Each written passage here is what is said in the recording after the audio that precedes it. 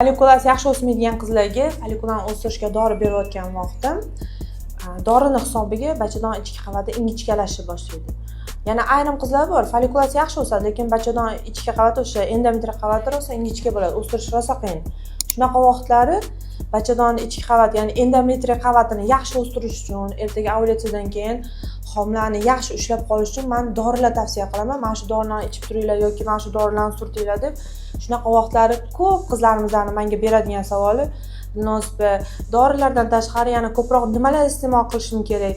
Ko'proq nimalar tavsiya qilasiz? Tabiiy narsalarni ham aytsangiz, men ham dorini qabul qilaman, ham tabiiy narsalarni ko'proq iste'mol qilishga harakat qilaman. Shu bachadon qavatini yaxshi o'stirish uchun ko'proq nimalar yeyish kerakligini aytsangiz, men o'shalarni ko'proq iste'mol qilishga harakat qilaman deb so'rashadi. Matkani ichki qavatini yaxshi o'stirishga yordam beradigan eng zo'r mahsulotlardan biri bu mevalar. Mevalardan ko'proq nimalarni iste'mol qilasiz? Anor, malina, ananas. Menimcha ananas hozir hamma ola oladi, hamma joyda bor, eng zo'r meva u ham. Va yana ko'proq qovoq.